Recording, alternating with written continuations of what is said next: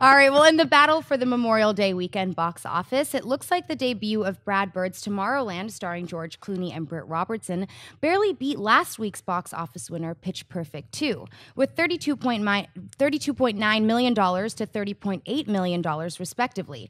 In third place was the critical favorite, Mad Max Fury Road, with $24.8 million, followed by fourth place for the Poltergeist remake, which made $22.6 million. Marvel's Avengers Age of Ultron held strong in the fifth spot with $21.6 million in its fourth week.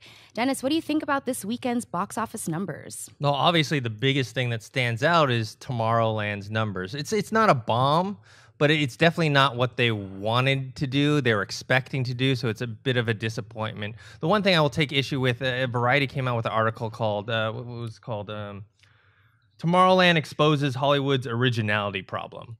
I take issue with it because it's not, the reason why the movie's not doing well has nothing to do with it being an original film or not. I saw it a couple of weeks ago. I know you guys have all seen it, right? Yeah. I liked it. It was enjoyable, but it wasn't anything I was running out to tell people to go see. And they also, I think their marketing was a bit confusing as well, because I think according to the reports, 60% of the people who went to go see the movie were actually adults, and not kids. So I just feel like, you know, we had was it Interstellar last year, and Gravity the year before. Those were original sci-fi movies, and those did phenomenal box office numbers. And so I don't think it's necessarily it being an original movie being the reason why it didn't do well. So Christian, what do you think? I agree with you. I don't think that was the issue. And Tomorrowland is absolutely the one that stands out to me the most, because you don't hear this often. Disney has to be disappointed.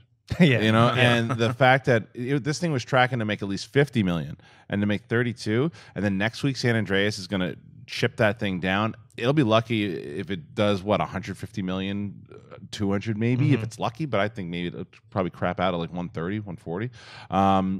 So yeah, that's a disappointment. Pitch Perfect to me also surprising that it barely dropped off 50%. That's amazing. Mad Max is kind of doing what we thought it was going to do. The Kingsman thing. It's Kingsman just leveling, it's getting the word of the mouth, it's staying there, and then Avengers still. You look at it, and to see all the number 5 movie has 21,000, you know you're in summer. You know it's the summer movie season. So for me, Tomorrowland is the biggest. I would say it is disappointment, and it's definitely something that. It's not just the originality thing. They didn't know how to market this movie.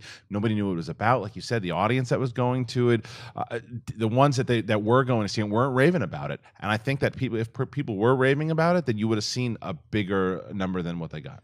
Mark? It's also competing against 4 movies that are also in the top 5 that are either franchises or they're sequels, something. I mean, everybody has heard of Poltergeist. That's a name brand. And then you have Avengers, Mad Max, Pitch Perfect. Tomorrowland, I think they've relied too much on the name Tomorrowland. I haven't been to Disneyland since Nirvana was a thing, so I wasn't aware of Tomorrowland being a ride until I heard about the movie. And I think sometimes Disney, they're just like, oh, no, people know what Tomorrowland is. It's still shocking to me, though, that it was that low. Even with all that competition, it's a summer movie season. George Clooney's a huge star in it. You'd think more kids would want to go see that movie. That's not the biggest surprise of the weekend, though. Did you guys see the top 10?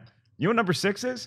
Age of Adeline. Wow. $15 million. Wow. It had a 365% increase. Who was waiting until this weekend? Who circled on the counter like, that's the weekend? It's Age of Adeline. It's crazy people going to buy Age of Ultron, but they're buying the wrong ticket. That is a good point. It's crazy. Yeah. I remember seeing the Age of Adeline trailers, and I was like, oh, yeah, this is going to bomb.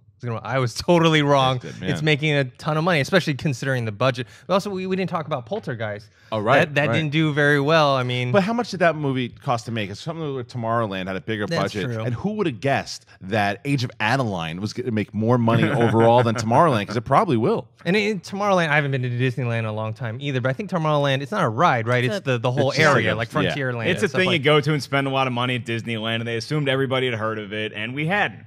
Yeah, that's where it's like, it kind of draws that line. Is it an original film or not? It's using that name of Tomorrowland, but it's not the really film itself, or what they did, the way that Lindelof and Bird kind of created it. Because remember when we went to D23, that they went through this box and they came up with these ideas. So they did. It was an original idea that they came up with. It just was so.